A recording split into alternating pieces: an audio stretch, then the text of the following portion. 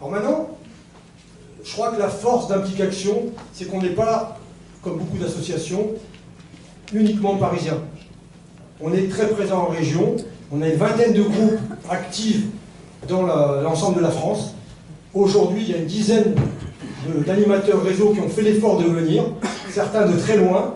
Rodolphe est venu de Draguignan par exemple, hein, Philippe est venu de Bayonne, et on a encore des projets pour créer d'autres groupes. Alors pour créer des groupes, il faut d'abord des animateurs, c'est pas toujours facile à trouver. Nos projets futurs, c'est Metz, qui avait déjà été initié mais qu'il faut relancer, Brest et Versailles. Versailles qui est pareil, qui a été initié, mais toujours c'est le problème des animateurs. C'est pas facile d'animer des groupes. Voilà. Bon, maintenant, nous allons donner la parole à certains animateurs de groupe. Gérard Duffieux, qui a rejoint l'association à partir de 2012 à peu près, je crois, s'est occupé de créer un groupe à Paris. C'est vrai qu'il n'y avait pas de groupe à Paris. Et donc il est absent aujourd'hui parce que bon, il a son emploi, comment dirais-je, qui est très preneur. Et bon, quand on est salarié, alors est-ce qu'on entend le son là? Non.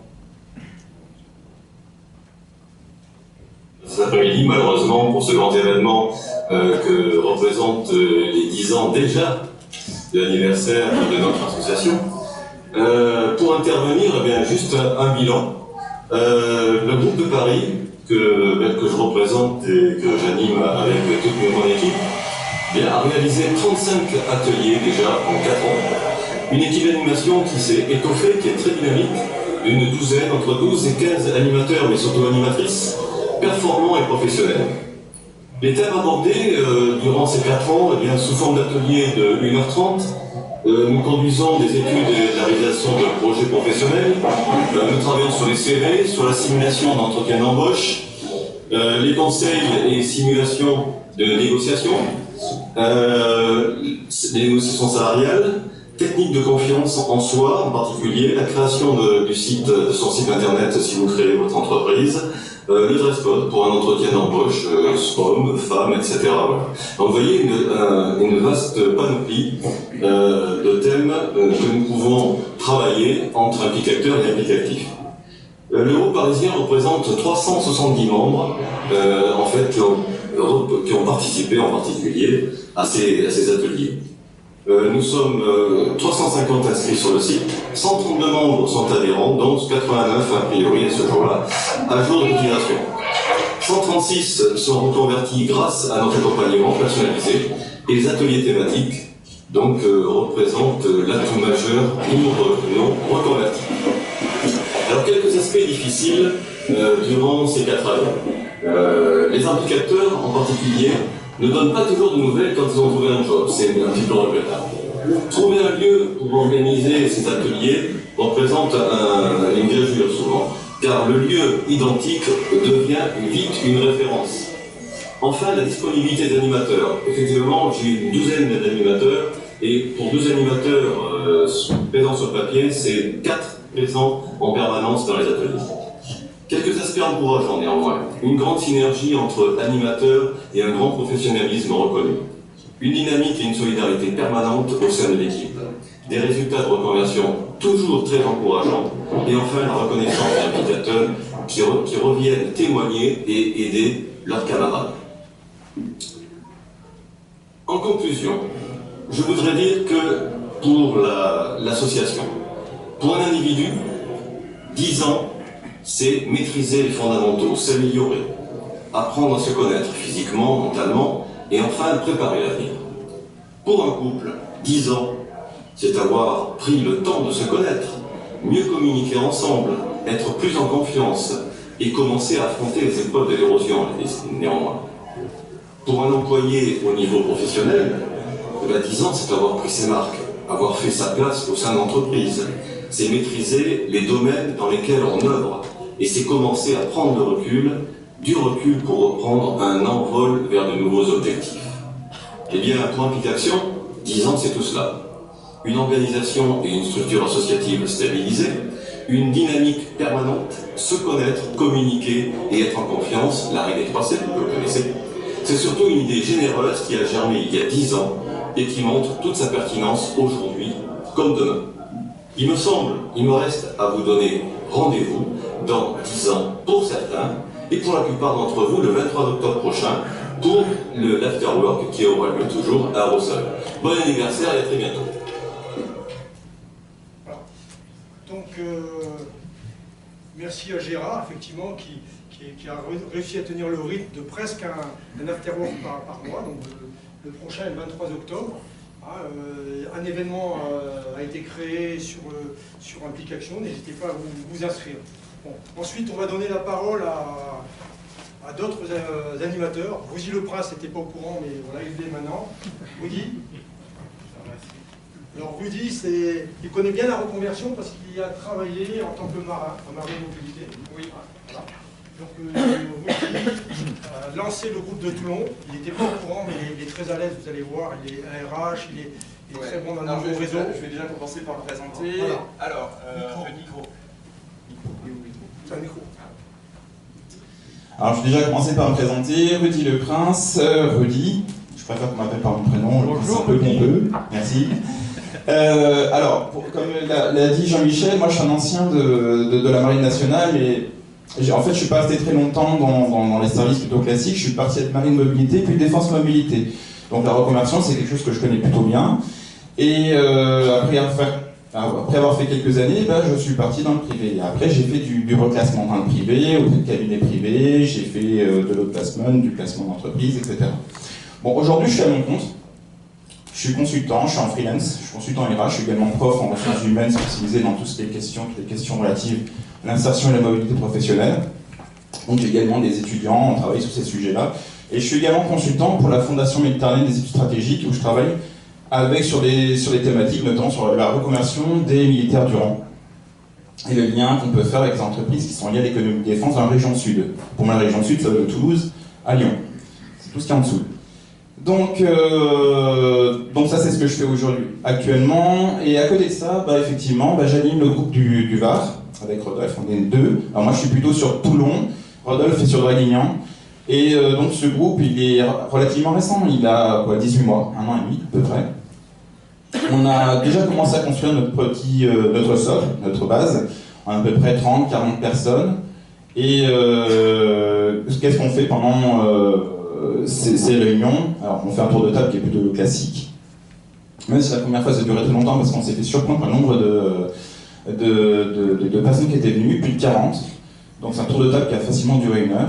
Et après on a abordé certaines thématiques qui sont plutôt liées aux ressources humaines pour appréhender, pour donner un petit peu des points de vue un peu différents. Par exemple on a expliqué un petit peu l'impact de l'intelligence artificielle sur l'emploi, la robotisation, etc. On a donné également d'autres conseils en matière de développement d'affaires, notamment le développement de la chance, etc. Ce sont différentes thématiques. Donc voilà, le groupe de Toulon est en train de se former, celui de Draguignan également, et on espère se faire connaître de plus en plus, mais auprès de la population militaire du rang, parce qu'on remarque aujourd'hui qu'il y a des besoins chez eux, mais on est un peu moins connus. Voilà, tout ce que je peux dire. Merci Rudy. Bon, il n'était pas au courant, il a découvert qu'il intervenait maintenant. Merci Rudy. Rodolphe va intervenir tout à l'heure, mais comme il est en train de monter un nouveau projet professionnel, il va intervenir dans le cadre du GEP. Voilà. Job Elevator Pitch. Voilà. Didier Simon, qui est notre grand argentier. Si certains n'ont pas encore adhéré, voilà, quand vous adhérez, c'est lui directement qui gère ça avec Jean-Pierre Lanternier. Voilà. Donc Didier va nous parler d'Angers. Voilà, du groupe effectivement autour d'Angers et du Maine-et-Loire. En Maine-et-Loire, comme vous le savez, c'est effectivement un département très dynamique. D'ailleurs, Angers est la plus belle ville de France, où il fait très bon vivre d'ailleurs. Mais Angers, enfin le Maine-et-Loire, c'est Angers, mais c'est aussi Saumur, avec bien sûr pas mal de militaires en activité et des militaires en reconversion. D'ailleurs, j'anime aussi la délégation régionale pour une association d'officiers de carrière contraints en retraite. Et puis Angers, c'est aussi Cholet, avec une vraie dynamique professionnelle, et Segré, où nous avons également quelques implicatifs qui sont capables de nous aider. Chaque année, nous amenons un cycle qu'on appelle Implique-toi. Alors moi, je voulais le toit du toit pour montrer qu'on était protégé quand on allait faire effectivement ce processus de reconversion. Mais finalement, Implique-toi, c'est vraiment, ça s'adresse à chacun d'entre vous de manière à préparer ce seuil. Je suis Didier Simon, j'ai une passion, le conseil, que j'ai acquis pendant les 36 années que j'ai passées au sein de la Défense, au ministère de l'Intérieur, au ministère de l'Outre-mer. Et 2 métiers, responsable de formation, même si je l'exerce de moins en moins, et surtout conseiller en insertion, notamment au niveau des plus jeunes, ça c'est rémunéré, et puis j'allais dire aux plus anciens également, et ça c'est effectivement bénévole, au niveau de l'association. Alors moi, ce que je voudrais attirer votre attention, c'est sur en fait les phases de la reconversion. On avait travaillé ça de façon à présenter ça aux 2 officiers généraux qui commandent les écoles et d'Angers et les écoles de cavalerie, pour leur dire, ben voilà où nous nous situons. Vous voyez que dans le processus de reconversion, vous avez Défense Mobilité qui est au cœur du processus, avec une véritable capacité de mener à bien tout un ensemble de projets, sous réserve que vous y alliez d'une part, et que vous y alliez suffisamment tôt, de façon à commencer à réfléchir. Et les associations, en fait, quelles qu'elles soient d'ailleurs, hein, il n'y a pas qu'implication, mais je pense à tous mes camarades, effectivement, de Cap 2C ou d'autres associations qui font ça très bien, les médailles militaires, l'ONM, l'UNC, avec sa mission reconversion professionnelle, l'ONAC, je vois ici un des experts de l'ONAC qui est là, mon cher camarade, et qui a également une mission reconversion professionnelle, de façon à faciliter d'une part la réflexion, quand je me prépare effectivement à rentrer dans le sas de la transition professionnelle et en fonction des âges et des projets de vie, parce qu'un projet professionnel ne peut être lié qu'à un projet de vie. Et puis bien sûr, une fois qu'avec le concours de Défense Mobilité et des organismes affiliés, hein, je pense au cabinet, je pense à la mission de reconversion des officiers, bon, moi j'ai bénéficié de la NIRVOP, c'est exactement pareil, et bien en aval, effectivement, profitez de ce réseau parfaitement mis en avant par Jean-Michel Levesque, de façon à vous aider dans des entretiens réseau, dans des visites d'entreprise, hein, à trouver les meilleures solutions en ce qui vous concerne. Nous sommes en amont et en aval de ce processus, de façon à pouvoir informer, et ça nous le faisons très volontiers, 2 à 3 conférences par an dans les écoles, dans les régiments sur le territoire de Maine-et-Loire. C'est aussi des rencontres réseau où nous faisons du conseil avec des témoignages d'un certain nombre de camarades qui sont déjà en poste, salariés, chefs d'entreprise, quels que soient les grades ou les situations particulières. Et puis bien sûr, pour un certain nombre, accompagnés, et je rejoins ce qu'a dit mon camarade Rudy, pardon, le prince. Rudy, accompagné, parce qu'il y en a un certain nombre, notamment des contractuels qui se cherchent, notamment des sous-officiers ou officiers autour de la quarantaine, hein, c'est-à-dire qu'ils ont encore des enfants à charge, des maisons à payer, des projets, etc. Les accompagner effectivement avec un parrainage ou tout simplement des ateliers d'aide pour découvrir leurs capacités. En Maine-et-Loire, nous pratiquons ces séances d'information collective, ces séances spécialisées. Là, vous avez effectivement ici une participation à un forum emploi organisé par Défense Mobilité, où nous sommes toujours accueillis.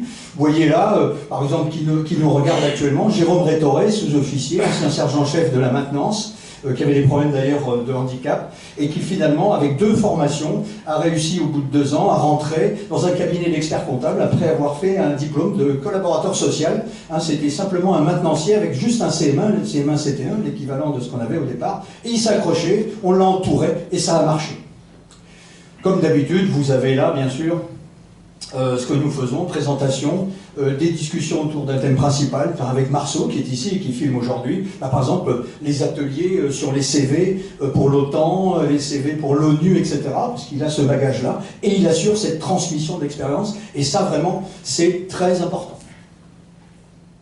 J'en ai terminé, si tant est que ça vous intéresse, ben vous avez mes coordonnées qui sont là. J'anime également un site qui s'appelle mara-anocre.com, sur lequel vous trouvez tout un ensemble d'ateliers d'aide avec des partenaires consultants avec lesquels je travaille la plupart du temps, et qui sont effectivement là pour vous aider, vous informer, vous conseiller et vous accompagner. Je vous remercie.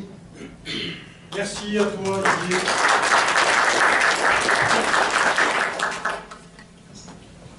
Donc on va continuer maintenant avec le prochain intervenant. On va en passer 3. Bon, pas plus. Donc Frédéric Troussard. Qui a pris, grâce à son boulot qui le mène à la fois à Paris et à Bordeaux, a accepté d'animer le groupe de Bordeaux. Vas-y Frédéric. Bonjour à tous, Frédéric Troussard. Donc j'anime depuis maintenant un peu plus d'1 an le groupe de Bordeaux, Bordeaux Nouvelle-Aquitaine. On élargit un petit peu. Alors nous faisons en principe 4 réunions rencontre réseau dans l'année, et on essaye d'organiser une conférence chaque année. L'an dernier, nous avons eu la chance d'avoir l'amiral Lajousse qui est venu sur la partie ressources humaines et la différence entre le recrutement et la gestion des personnels dans le secteur militaire et dans le secteur civil. Prochaine conférence le 15 novembre donc 2019 sur la logistique de l'urgence. Première partie en table ronde et deuxième partie la logistique du futur. Donc l'an dernier nous étions un peu plus de 200. L'amphi permet d'accueillir 300 personnes et nous espérons augmenter le chiffre de l'an dernier. Voilà, donc moi je ne travaille pas tout seul, j'ai une équipe autour de moi avec des spécialistes des ressources humaines, de la communication, et on a Patrick Ray qui est aussi présent dans la salle. Donc voilà, nous essayons de dynamiser un petit peu la région. Merci. Ok, merci Frédéric. Frédéric est la tête du réseau Sûreté et Sécurité du groupe Fiducial, qui est un des sponsors de notre événement. Voilà. Il nous reste une dernière personne qui n'était pas prévue, mais bon, je ne pouvais pas faire moins que lui accorder 3 minutes. C'est un camarade de longue route depuis très longtemps, qui connaît bien la reconversion, parce qu'il a été à l'origine du forum Carrefour pour l'emploi des militaires. Voilà. Tu as 3 minutes. Tu étais aussi bavard que moi, mais tu as plus de 3 minutes maximum, on a un petit peu de retard. Bonjour, donc merci d'être venu. Alors, moi j'anime le groupe d'Aix-en-Provence. Au départ, le groupe PACA, donc je m'appelle Gilles Miglierina. Migli, c'est mon nom de dessinateur. On a fait un certain nombre de réunions. Au départ, on avait essayé, on était parti sur le rythme de à peu près 3 à 4 par an. On s'est rendu compte que c'était compliqué à tenir parce que dans la région, Marseille, Draguignan, Aix-en-Provence, Toulon, c'est compliqué. Il y a énormément de travaux qui ont été la conséquence directe des élections municipales. Alors tout le monde se met à dépenser, c'est très très compliqué pour circuler, pour se garer. Et maintenant, c'est vrai que c'est beaucoup plus. Ce qui est plus simple, c'est qu'il y a des groupes qui se sont faits par zone d'influence, Toulon, Draguignan, comme ça, c'est plus facile. Et il y en a un à Marseille également. Donc on essaye, quand on peut, de se raccrocher tout simplement. Avant, on était entre 40 et 5-6 selon les réunions. Maintenant, on va essayer de trouver le juste équilibre par ville, par pôle d'équilibre. Alors, qu'est-ce qu'on fait? Souvent, c'est une présentation de chacun et une animation après autour d'un petit apéritif, dînatoire, les gens échangent tranquillement. On essaie de faire venir aussi des civils, purs et durs. Là, la dernière fois, nous avions une personne de l'AFPA qui cherchait des formateurs mécaniciens, électriciens, électromécaniciens, donc du Greta, pardon, excusez-moi. S'il y a vous en connaissez qui cherchent des jobs comme formateurs dans ce créneau-là, ils sont preneurs parce qu'ils font maintenant de gros partenariats avec l'armée, puisque l'armée externalise un certain nombre de choses, enfin, vous le savez aussi. Et on avait aussi une personne qui travaille aussi sur les conséquences, disons, en termes d'emploi et surtout de présentation des syndromes post-traumatiques qui peuvent intervenir. Donc elle a discuté avec une personne qui était là.